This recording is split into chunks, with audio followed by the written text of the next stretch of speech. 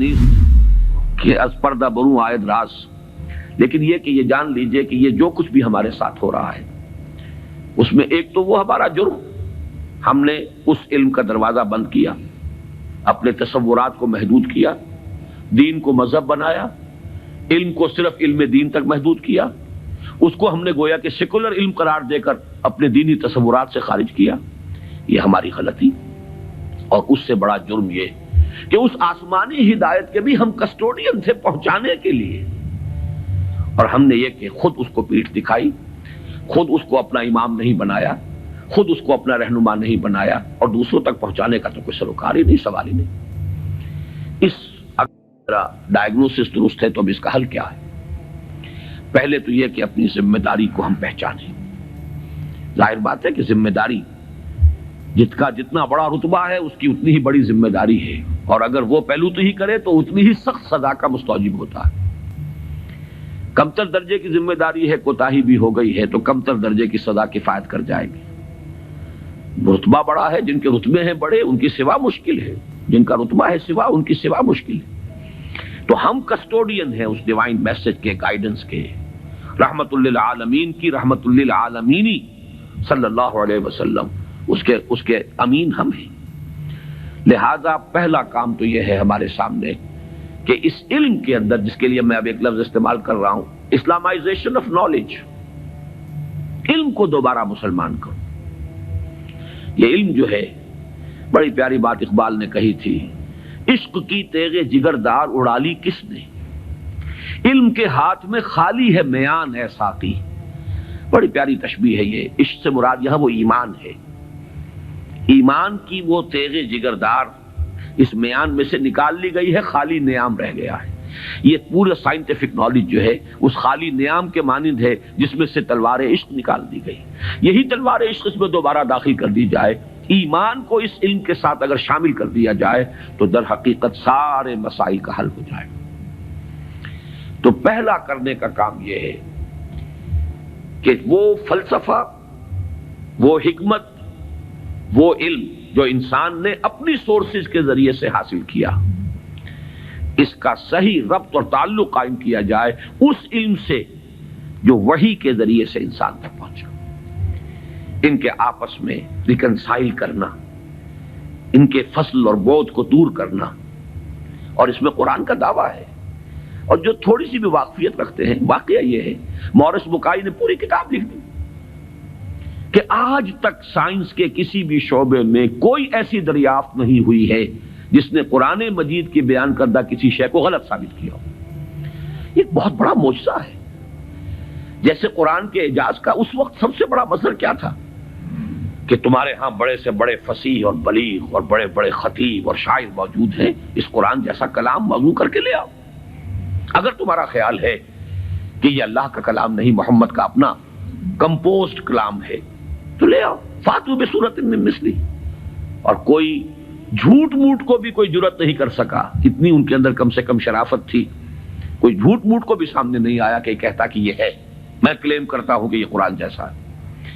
اسی طرح آج کا سب سے بڑا معجزہ یہ ہے کہ قرآن مجید 1400 برس قبل کی کتاب، اور آپ کے شاید علم میں ہوگا ٹورنٹو میں، کینیڈا میں، جو وہاں کی یونیورسٹی ہے، اس میں جو ایمبریولوجی کے جو سب سے بڑے ماہر ہیں، جن کی کہ ٹیکسٹ بک پوری دنیا میں چل رہی ہے ایمبریولوجی کی، علم جنین، حیران رہ گیا ہے وہ شخص کہ 1400 برس قبل، جبکہ ابھی مائکروسکوپ کا کوئی وجود نہیں تھا، اتنی کریکٹ ڈسکرپشن ایمبریولوجی کے سٹیجز، اس قدر صحیح اس کی جو ہے ڈسکرپشن، یہ ڈسکرپشن کہ بچہ جو ہے ماں کے پیٹ میں 3 جھلیوں کے اندر 3 دیواروں فی ظلمات ثلاث پرورش پاتا ہے۔ ابھی تو کوئی ڈسیکشن نہیں ہوئی تھی ہیومن باڈی کے، یہ جو فزیولوجی ہے اور اناٹومی بھی اس کا علم انسان کو نہیں تھا۔ یہ حقائق کیسے آئے؟ اسی لیے قرآن کہتا ہے، اس کا دعویٰ ہے سنوریہم آیاتنا فی الآفاق وفی انفسہم حتی یتبین لہم انہ الحق، قریب انہیں دکھائیں گے اپنی نشانیاں اور آیات، آفاق میں بھی، ان کے اپنے اندر، اپنے نفس میں بھی، یہاں تک کہ یہ بات بالکل ثابت ہو جائے گی کہ قرآن حق ہے۔ پہلے ہمیں اسے برنگ آؤٹ کرنا ہے، اس کو سامنے لانا ہے۔ پھر یہ کہ وہ حکمت اور فلسفہ، اور ادھر سے ایمان، جس کو کبھی مولانا روم نے کہا تھا چند خانی حکمت یونانیاں حکمت ایمانی آرا ہم بے خاں. کب تک یونانیوں کی حکمت پڑھتے رہو گے، اس کا فلسفہ پڑھتے رہو گے؟ کبھی قرآن کا فلسفہ، قرآن نے جو حکمت سکھائی ہے اسے بھی پڑھو. یہ ریویلڈ نالج ہے، یہ ریویلڈ وزڈم ہے، یہ ایکوائرڈ نالج ہے، یہ ایکوائرڈ وزڈم ہے. ان دونوں کے درمیان ربط قائم ہونا چاہیے، جو علم کلام کا موضوع رہا ہے ہمیشہ. آج ضرورت ہے ایک نئے علم کلام کی، اس لیے کہ وہ قدیم علم کلام جو تھا وہ اس فلسفے کے حوالے سے تھا جس کی بنیاد منطق تھی. آج جو علم کلام ہے وہ چاہیے جو سائنٹیفک ڈیٹا جو انسان نے کلیکٹ کیا ہے اس کے ساتھ صحیح ربط و تعلق قائم کرے قرآن مجید کا اور اس کی دی ہوئی تعلیمات کا. اس سے یہ ہے کہ یہ گیپ جو ہے وہ برج ہوگا اور اس کے اندر ایک توحید کا رنگ پیدا ہوگا بجائے سنویت کے، یہ علم اور یہ علم اور. ایک بڑی سادہ سی مثال میں آپ کو دے رہا ہوں. ایک بڑے نیک نوجوان تھے، یہ کوئی 10-15 سال پرانی بات بتا رہا ہوں. ایم ایس سی باٹنی انہوں نے کیا.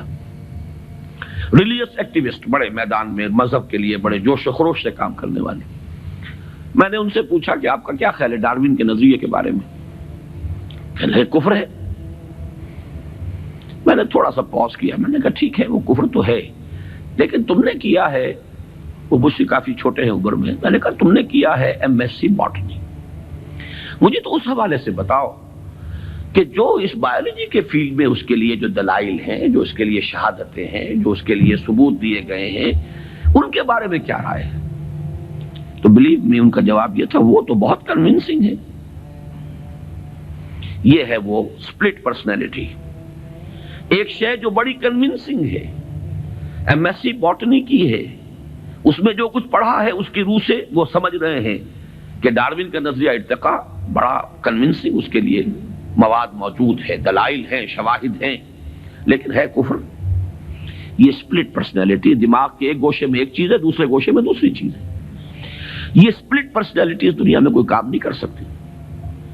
کمپوز پرسنالٹیز، ایک وحدت جس کو کہا ہے قرآن نے علی وجہ البصیرت قل ھذہ سبیلی ادعو الی اللہ علی بصیرۃ انا ومن اتبعنی.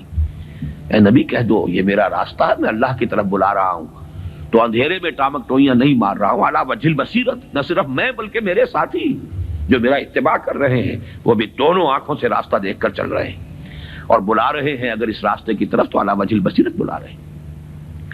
پہلا تو یہ پرابلم ہے ہمارا اور یہ بہت بڑا چیلنج ہے.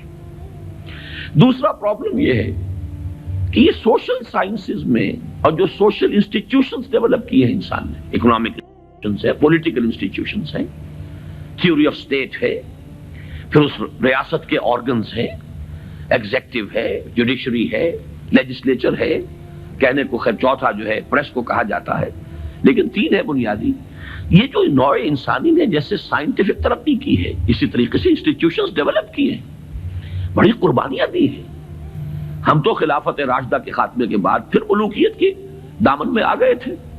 وہی بادشاہی، وہی عیش، وہی محل، بغداد کے محل اور بغداد کی راتیں، وہ جو الف لیلہ، 1000 نائٹس آف بغداد، وہ جو کچھ ہوتا رہا ہے وہ ہمیں معلوم. یہ تو یورپ والوں نے خون دیا ہے، انہوں نے جانیں دی ہیں، انہوں نے سٹرگل کی ہے، تب بادشاہوں کے کلچز سے اپنے آپ کو چھڑایا ہے، انسٹیٹیوشنز ڈیولپ کیے ہیں. لیکن یہ کہ ان انسٹیٹیوشنز کو اب یا تو یہ ہے کہ بالکل ایک مرعوب ذہنیت کے ساتھ، ڈیفیٹسٹ مینٹیلٹی کے ساتھ جوں کا تو ہم ایکسپٹ کر رہے ہیں، یا یہ کہ ٹوٹلی ریجیکٹ کر رہے ہیں. حالانکہ دونوں چیزیں اللاجیکل ہیں. اس میں تجزیہ کرنا ہوگا کیا صحیح ہے کیا غلط ہے، کیا چیز کمپیٹیبل ہے دین کے ساتھ کیا نہیں ہے. پھر اس کی بصیرت فراہم کرنی ہوگی. سود حرام ہے تو کیوں حرام ہے، اس کی قباحتیں کیا ہیں، یہ کس طور سے امبیلنس پیدا کرتا ہے معاشرے کے اندر، کس طریقے سے ارتکاز دولت پیدا کرتا ہے، اور اس سے پھر فساد پیدا ہوگا. آخر کمیونزم بھی یوں ہی تو نہیں آ گیا تھا. It was not a bolt from the blue. یہ ریئیکشن تھا کیپٹلزم کا، اور اگر کیپٹلزم اور دنگا کیپٹلزم جاری رہا تو پھر کسی اور ریئیکشن کو وہ جنم دے گا. اسی کی کوکھ سے کوئی اور اینٹی تھیسس وجود میں آ جائے گا. جیسے ابھی آپ نے وہ کے جی بی کے کوئی بڑے ڈبل ایجنٹ کا ابھی انٹرویو آپ نے پڑھا ہوگا، 1-2 دن پرانی بات ہی ہے. اس نے یہ کہا ہے کہ یہ ایک تجربہ تھا، ناکام ہو گیا، لیکن میں اس کے اوپر شرمندہ نہیں ہوں. یہ ایک بہت اچھا کام تھا جو ہو رہا تھا، اور یقیناً بہت خیر اس سے وجود میں آیا ہے۔ بہرحال انسان پھر تجربہ کرے گا۔ اس اعتبار سے دوسری ذمہ داری ہماری یہ ہے، جو قرآن کے حامل ہے، حامل قرآن، اگرچہ مجھے شعر یاد آیا اقبال کا، جانتا ہوں میں یہ امت حامل قرآن نہیں، ہے وہی سرمایہ داری بندہ مومن کا دین، جانتا ہوں میں کہ مشرق کی اندھیری رات میں بے ید بیضا ہے پیران حرم کی آستی۔ تو حقیقت تو وہ ہے جو اقبال نے کہی ہے، لیکن بہرحال سو کالڈ حامل قرآن تو ہم ہیں نا، قرآن کو ماننے والے۔ لیکن یہ کہ اس حامل قرآن امت کا دوسرا فرض یہ ہوگا، جہاں ایک طرف ایمان کے حقائق کو سائنٹیفک معلومات کے ساتھ ان کی ایک ربط اور تعلق کو اسٹیبلش کرنا، وہاں دوسری طرف سوشل سائنسز اور سوشل انسٹیٹیوشنز کا تجزیہ کہ ان میں صحیح کیا ہے جس کو اختیار کرنا ضروری ہے، ان میں غلط کیا ہے جس کو اس میں سے مائنس کرنا ضروری ہے۔